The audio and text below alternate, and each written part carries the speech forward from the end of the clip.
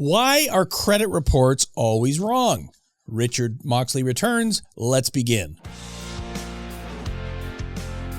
This is Debt Free in 30. Here's your host, Doug Hoyes.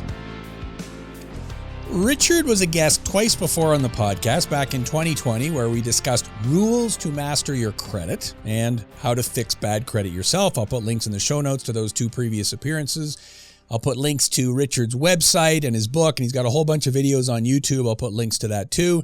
Richard, welcome back. How are you doing today? Good. How are you doing? I am doing great. So you may recall this because you have a better memory than me. I had to look it up. We recorded an episode in my Toronto office that aired in February of 2020. Yes. And I think you remember what happened in March of 2020. And you and I have not been in the same room since. And then we did another episode over Zoom that was released in December of 2020. And today, we're now, 3 years later, December 2023. You are in Calgary, which is where you are based out of. I am in my studio here in Kitchener, and hopefully you've got the technology for a double ender here. So let's hope this all works out well. So, okay, let's get right to the issue here, because I know you're a busy guy. You got things to do. So question number one, why is my credit rating important? And the reason I'm asking you this question is because every single one of my clients obsesses over it. They have those apps on their phone so they can see every second of the day when there's a change. I think that's overkill. I don't think you need to be looking at it that much. But my question for you, why is a credit rating important? Well, if you talk to my wife, she would say it's not important. Fantastic. I like your wife. I say it's important, but I'm a little weird in the fact that I tell all of the people that I connect with, anyone that will still listen to me, that obsessing over the score is just a waste of time. There's much more important things in life to focus on. And the reason why is just because the score that you have access to, whether you are paying for it, getting it for free on a third-party app or on the dashboard of your bank, wherever you're getting that credit score, that is not the score that the banks and lenders use anyways. So my whole focus is how to understand how credit works, or what I call the rules of the credit game. Once you know some of the basics of that, then you don't have to worry about your score. So you're saying that my credit rating is important, but because that's what affects borrowing and all the rest of it. But the actual score I'm getting on the app is it's a made up number. It's not exactly what the bank is going to use because they have their own algorithms and all the rest of it. So focus on the underlying good stuff and not on the surface. So it's kind of like, I need to lose some weight, and I appreciate you not mentioning that when we started the show. But, I want to lose 10 pounds. So what I could do is jump on the scale 5 times a day and look at the fluctuations, which are all over the place. Or what I could do is focus on, well, maybe I should stop eating bad food and I should get some exercise. And that's really much more important, and that's the underlying thing. So that's kind of the basic concept that you're saying. Am I accurate there? Yeah, now I'm a little worried why you're bringing up weight. If I been too big or something. Don't worry, we'll edit all this out in post-production. We'll both look very, very thin. So, okay, I understand that I want to get a mortgage, so I want as good a credit rating as possible because I can save like big bucks on my mortgage. I mean, even just a half a point difference on an interest rate could be tens of thousands of dollars over the life of the mortgage. But what if I don't plan to borrow money? I've got money in my savings account. I'm not going to be buying a house or a car anytime soon. You're in Alberta, we're in Ontario. You can't afford houses in either place, I don't think, although your house prices are a little more reasonable than ours. I don't plan to do that. So do I even care what's on my credit report if I'm never going to be borrowing? So if you're young, I would say it's extremely important because it controls a host of other things in your life. Insurance premiums, it controls rent, where you can get approved now as things go more and more more advanced technology-wise. Landlords and just more people are relying on the credit score, and so that's potentially going to affect your life a lot, or where you can live. regardless of whether you're applying for a mortgage or not. There's lots of problems or challenges that can come up if you're looking for work.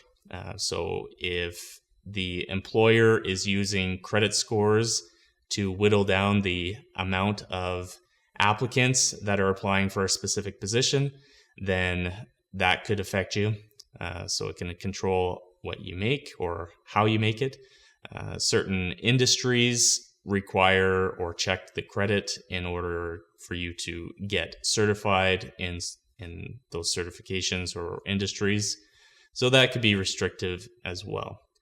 And if you want to get really intense, my wife always makes fun of me for this, but it can also affect your relationship status.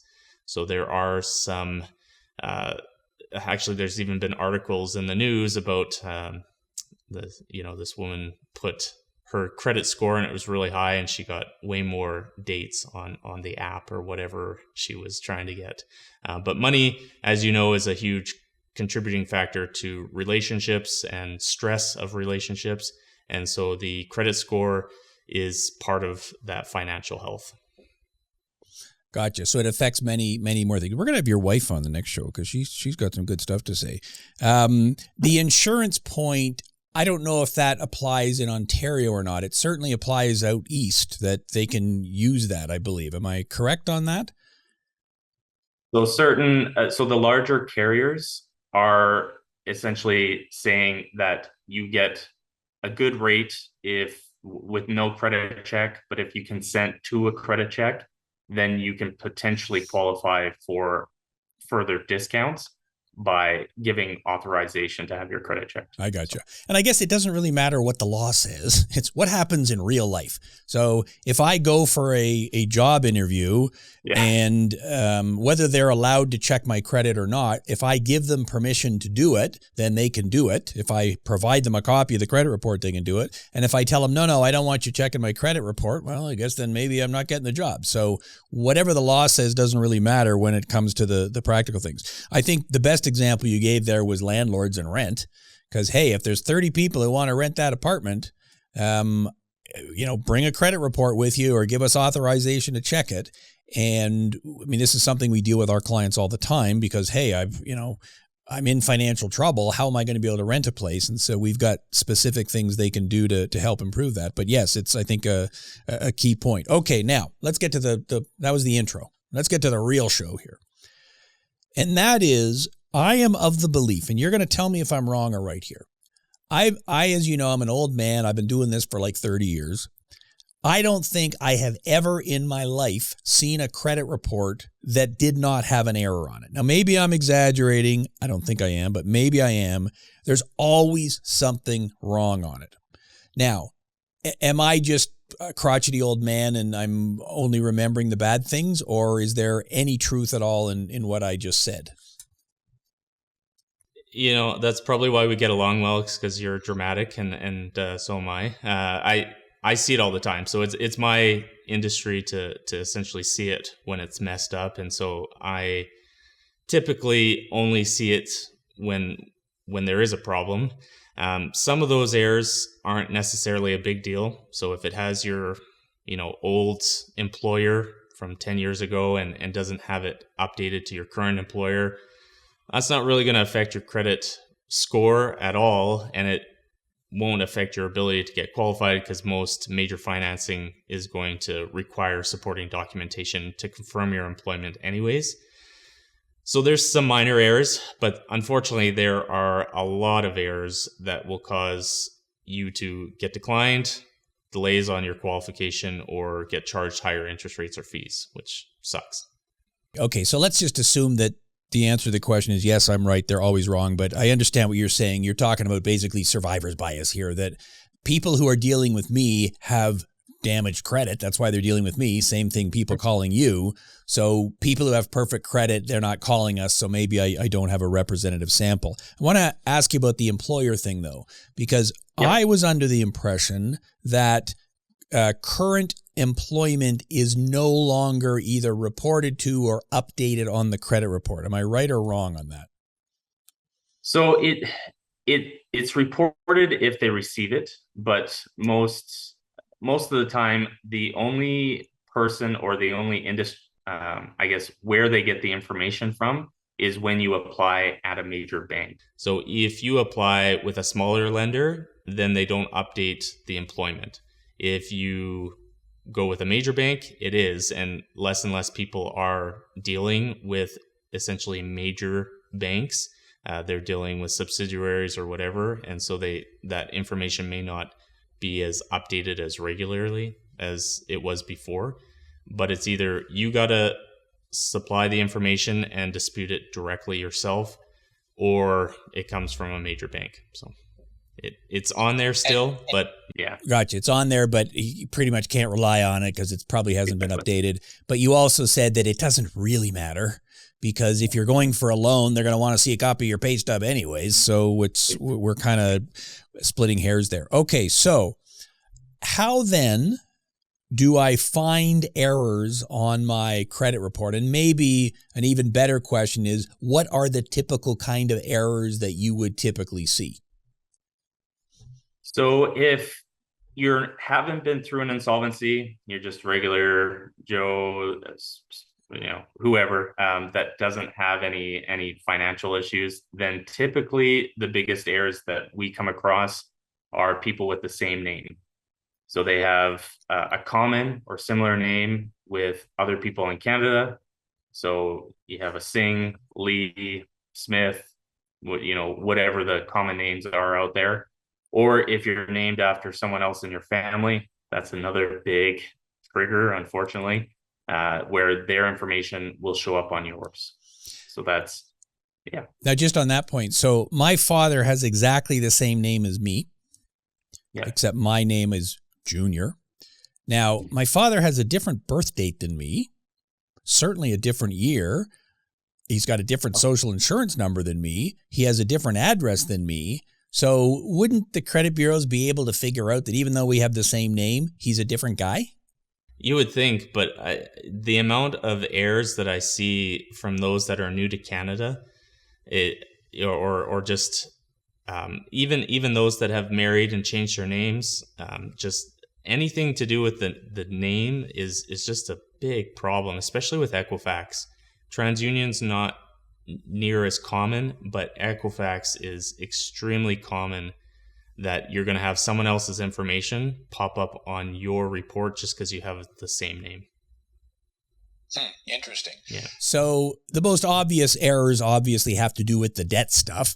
That, okay, it shows that I owe money on that credit card, but I don't because I paid it or something like that. Is that common, or is that all computerized and that tends to be fairly accurate? That is more accurate than not. Where we find issues on that side is more collection agencies. So you've paid off an account, but it's still showing as outstanding with the individual creditors. I guess we also see a lot with vehicle loans. Or just loans in general, where you've made the last payment, but there's a hanging balance on the credit report. So if you talk to the individual lender, they would say, yeah, you're good. You have nothing outstanding. You paid perfectly, but they just didn't update that last payment to Equifax and TransUnion. So in the eyes of the scoring system and future lenders, you're getting that monthly payment or the outstanding balance on your next application, which can hold you back from the amount that you can qualify the next time, which is an error and needs to be fixed. Got it. Yeah. Yes. One of the things I see all the time is someone goes through an insolvency. So they file a consumer proposal. They've got 4 or 5 different debts. The proposal's accepted. The creditors say, yep, great, we'll take the deal. And then, 5 months later, they're looking at their credit report and one of the creditors is reporting, you haven't made any payments for 5 months. So you're now 5 months in arrears. So I see that all the time. Is that something you see? Number one. You do? Yes. Okay. Yeah. And what is one supposed to do about that? Because that really I'm not going to say piss me off because then we'd have to put an X rating on this podcast, but it really upsets me because if you read the entire credit report, as you know, at the bottom, there's a section called legal items or registered items or whatever it is. And it says, filed a consumer proposal with Hoyes Michaelis on such and such a date. And so it's obvious that all the debts that existed prior to that date are included in the proposal. So how can you possibly be pregnant and not pregnant at the same time? That's really what they're saying, right? You've got a debt that's included in the proposal, and yet you are behind on all your payments. What is one supposed to do in that situation? Well, having 5 kids myself, I can't help you with the pregnancy. That's right, yeah. 5. I thought you only had like 3 or 4 last time we talked, but maybe it's always been 5. But as far as the what to do, so you can submit a dispute on late payments.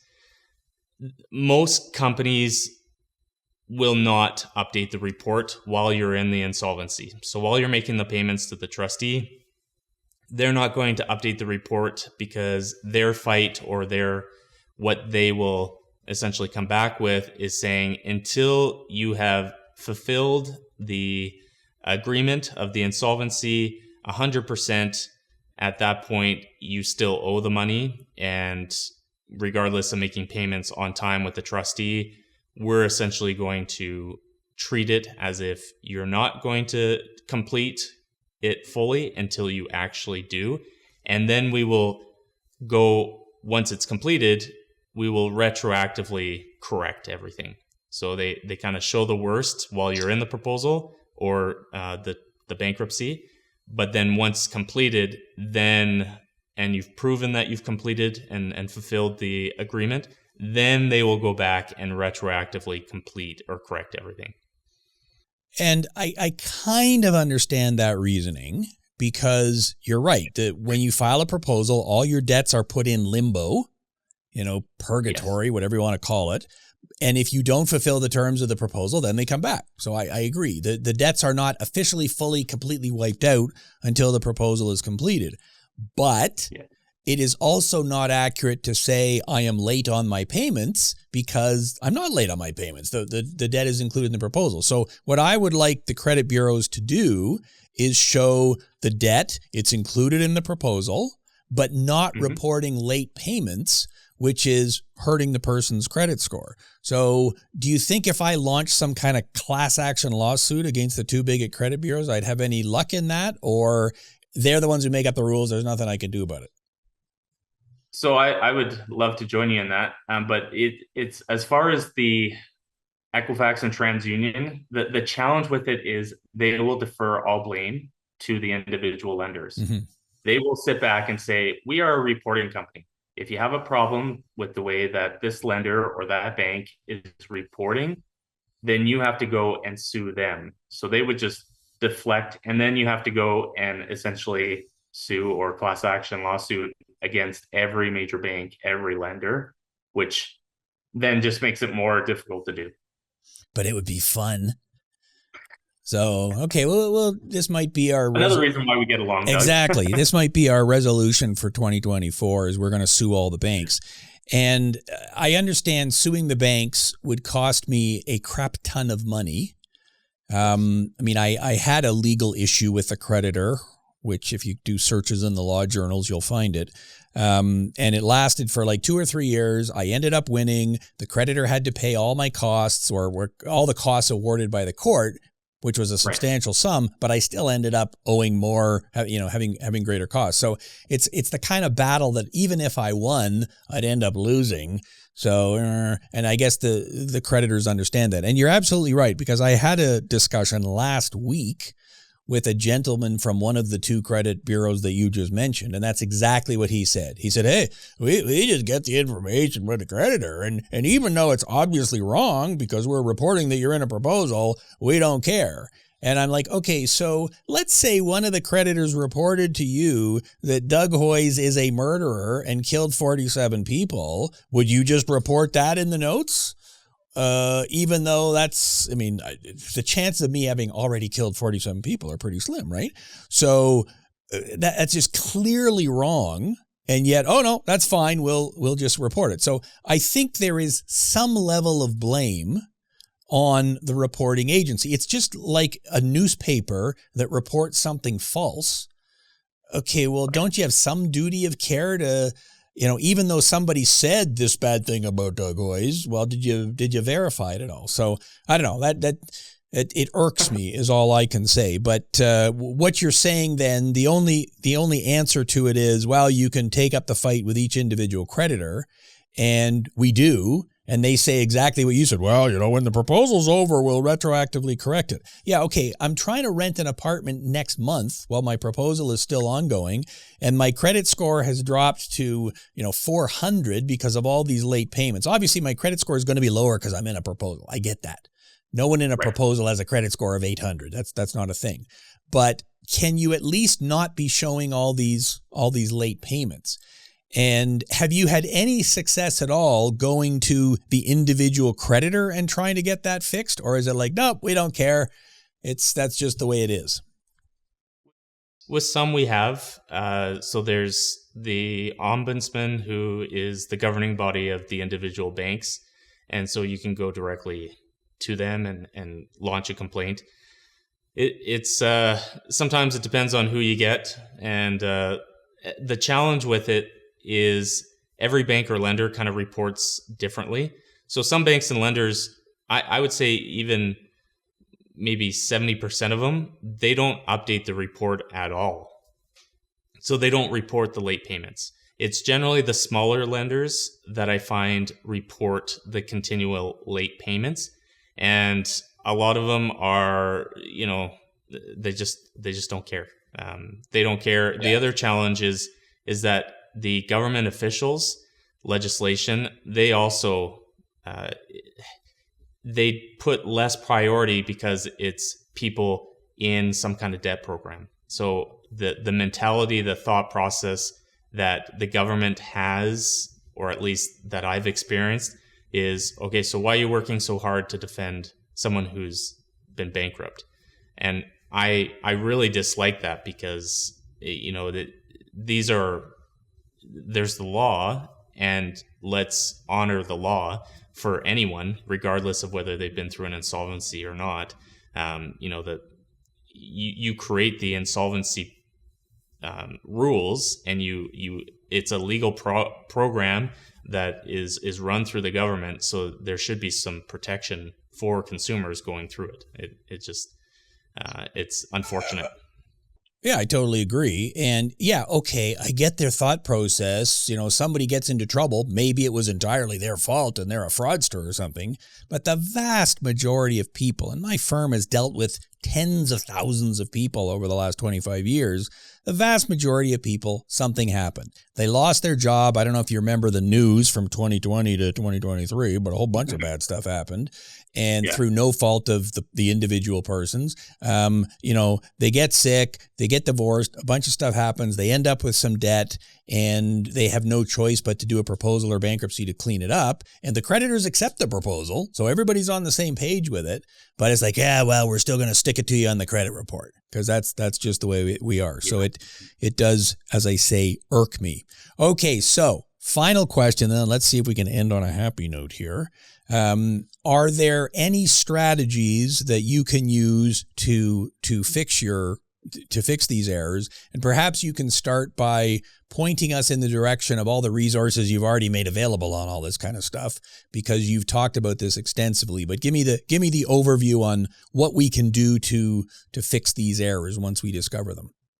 Yeah, the first one is be aware of the fact that there will be errors. So one of the things going into an insolvency, knowing that there's going to be some credit challenges, that's something that will help you prepare. You might want to get your rent and living situation figured out before pull the trigger and get started on the insolvency. Know that there are errors, so don't expect to go and get rid of all your debt and then try and get best rate financing the next day. It's going to take some time to rebuild. So kind of get your expectations in the right mind frame, whatever. Mindset. Mindset. That's it. But I understand what you're saying. But as far as the getting everything corrected, that is something that can definitely be done. I have some videos that I've created that I think you're going to put in the show notes and just make available that actually walk you through first how to get a copy of the report, how to read it, and actually notice what should be correct and what may be something that could be a red flag for potential lenders. But then we have also created some videos of how to dispute that directly with Equifax and TransUnion. So you go through sort of step by step. Now, it is also possible for someone to just hire you to do this. Is that correct? Because obviously, okay, I can learn how to do it. I've read your book. I've watched your videos, and it is a process, right? It's kind of like changing the oil in your car. Okay, well, anyone can do it. But you know what? I can go to the place that does it, and I can pay the money, and they can do it, and I don't have to worry about the hassle and worry about if I did something wrong. So it is also possible for someone to hire you, pay you some money, and you will deal with it. Is that correct? Yeah, that's what I do full time. That's what you do. You could submit your own taxes and go through that, and if it's a very simple scenario, then maybe that is the best way for you to proceed. But if you have challenges, you don't want to do it or don't have the time to do it, we also have direct and exclusive kind of contacts with Equifax and TransUnion. So it allows us to sometimes speed up the process. So if you're in some kind of a hurry with some kind of financing, that's another thing that we deal with a lot is those in the middle of some kind of mortgage or some kind of major financing. Yeah, that makes sense. If I'm trying to qualify for a mortgage in the next couple of months or a car loan or something like that, I can go through all this process myself, and I may be able to figure it out, but it may take a couple of months and I may not get it quite right. But if I go to you and pay you a few bucks, you can identify exactly what the errors are. You know exactly what to do to report to fix them. And you can probably have it dealt with in like a week instead of 2 months. Is that kind of the time frames we're looking at? Yeah. And it's so generally within a month or so, we can get everything kind of corrected. It generally takes longer with going directly to Equifax and TransUnion just because they miss a few, or maybe you didn't provide the right documentation. And so one of the things that I always suggest, and we offer just a free review of the report. If you do have a copy of your credit report, then that's something where we can take a quick look and we can know right away how we can help you, what the next steps are. And sometimes it's as good as it's going to get, but at least you know exactly that you're in the right and best position. Or if there are errors, then we'll let you know that there are errors and you can either fix them yourself, or if you want us, then we can provide a quote at that time for what it would cost for us to do it. And so if I've got some errors on my credit report and I say, look, I just want you to do it, what are we talking? Like, $500 and you'll fix it? $10,000? What kind of money am I going to have to pay you? Well, for you, Doug, for me, special price. Here's the code. But generally it's between $300 and $600. Okay. So let's call it $600 then. Which if it's something that, it's a year or two before I'm going for financing, maybe I'll try to fix it myself. That makes sense. But if it's like, well, no, I've already been trying, or I'm coming up on the deadlines, then you know what? Paying $600 to get it fixed so that I can qualify for a mortgage at 0.5% interest less over a 25-year period, that could be tens of thousands of dollars, even a car loan. You could quite easily save $1,000 or $2,000 on interest over a 5-year car loan easily. Yeah. So I understand the value of that. Okay, so what we'll do in the show notes is put links to how to find you. Creditgame.net would be an obvious place to find you. One final question. I know I said that was my last question, but it's my show. I get to keep going here. I am not a fan of those apps whose name I will not mention here because they're not sponsors of the show. They want to sponsor the show, then I'll mention their name. But we all know who they are. You can get your free credit score all the time. It's right on your phone. You can constantly update it. I'm of the view that you are better to go right to the source, but I think you've already kind of answered the question. It's like, hey, don't be obsessing over that anyways. Get your credit report right and don't worry about the score. But in general, what is your opinion on these free apps? So I used to use one of them just because, and I won't mention the name just because you're not getting money for it. Well, you can mention the name if you want. I'm just not giving them the names. That's so but I think we all know who they are. Yeah, so we used to use one because it was better than Equifax, to be honest. It was easier to get, easier to share. Equifax has made some recent changes, I guess, at the beginning of the year, so not as recent now that we're not at the beginning of the year, but it's something where Equifax has actually really changed their format and allowed for you to print it out. And now TransUnion, I actually figured it out how to print a TransUnion report. I don't know how long it's been. They have it so well hidden that it's now actually quite good. So the Equifax and TransUnion reports are now the ones that we recommend at all times, because the Equifax one, it's once a month. You get the score and the report for free. So sorry, say that again. I can get the score and the report for free? Wow. Because it used to be... Yeah. And with TransUnion, you get the report. Okay, so Equifax score and report for free once a month.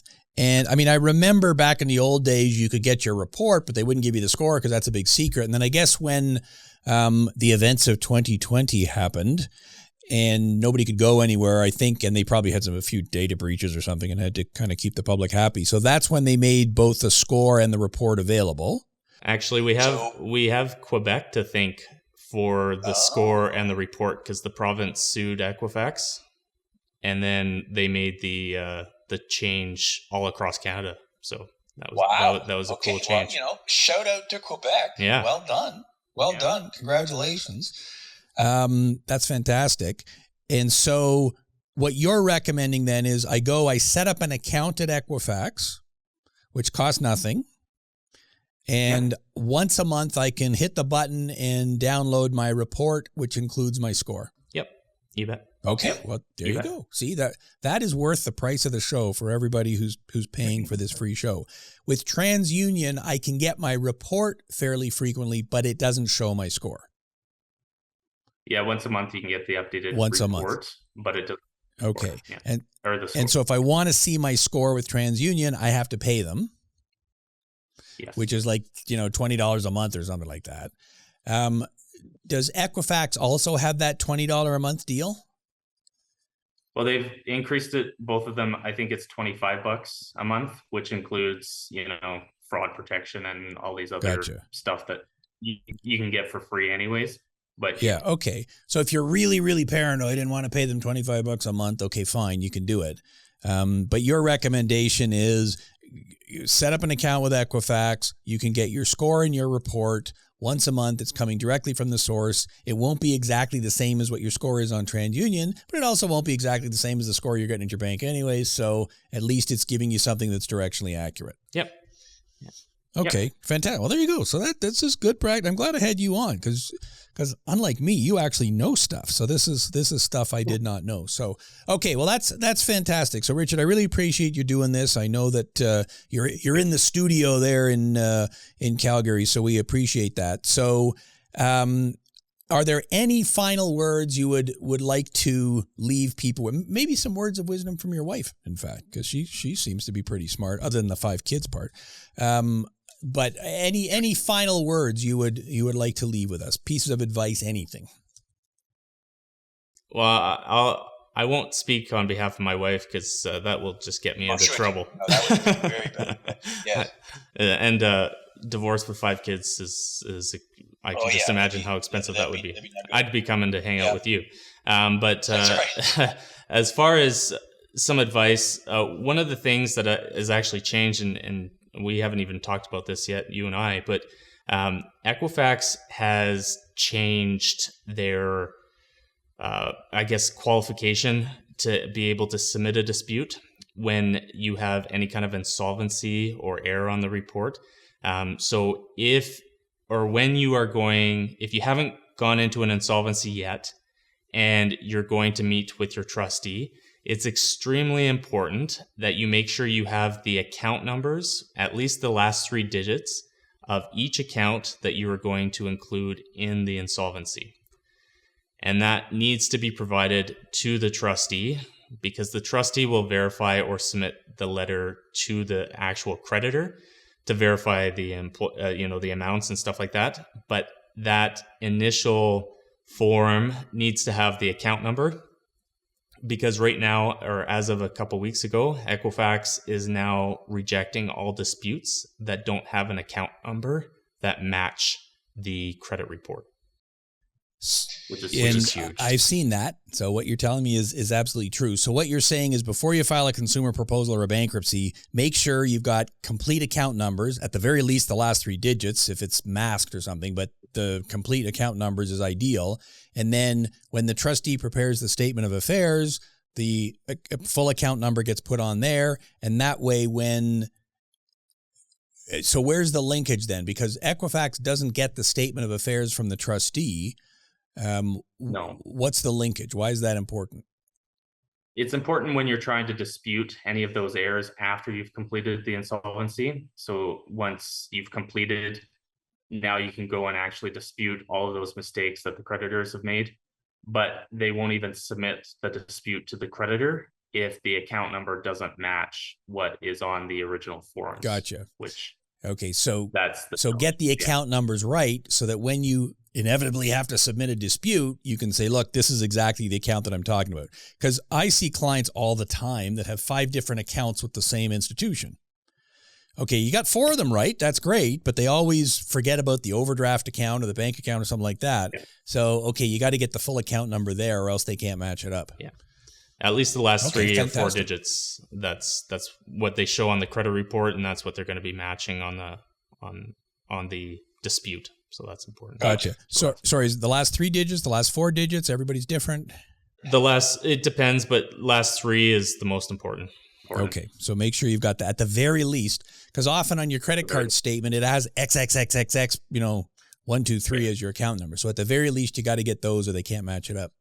What do you got on your I don't want to talk statement? about that. We'll edit that part out too. So masking. Yeah, I'm talking about masking. You know what I'm talking about. So okay, well, that's fantastic. That's very important information. So yeah, so you're gonna have to put that at the front of the podcast, because we wanted to end on a. There you go. We'll put timestamps in. People can skip ahead to the end. Of course, if they're watching this, they've already got to the end. So, okay, well, that's great. That's very practical advice, and that's fantastic. Okay, so Richard, thank you very much. In the show notes, I'm going to put a link to creditgame.net, which is your main website, and people can click on there. You've got some free resources on there. They can also contact you directly through the website. I will put a link to the 2 previous episodes you and I did back in 2020, and we'll have to have you on sooner than 3 years from now. And I'll put the link to some various videos that you've already put on your own channel that talk about all this stuff. And I will also put a link to your book, The Credit Game: Rules Every Canadian Must Know to Win. On Amazon, you can get the book. I think it's very expensive in paperback form because it's obviously a collector's edition. But on Kindle, I think it's $8. So if people want to buy the Kindle version, there they go. Okay. I believe we covered it. Any other gems of wisdom you got to drop on me? No pearls of wisdom. There you go. Excellent. Well, Richard, thank you very much for being here. I definitely appreciate it. So once again, for anybody watching on YouTube or on the audio version, go to the show notes. I will have links to everything we talked about. If you are watching on YouTube, click the like and notify and subscribe and all the other buttons. Feel free to leave a comment as well. Most people listen to the audio version of this show on Spotify, Apple Podcasts, all the different apps. So again, subscribe. New show comes out every Saturday morning. And again, we appreciate it if you leave us a rating, click the star buttons. That certainly helps. That is our show for today. Thanks for watching and listening. Until next week, I'm Doug Hoyes. That was Debt Free in 30.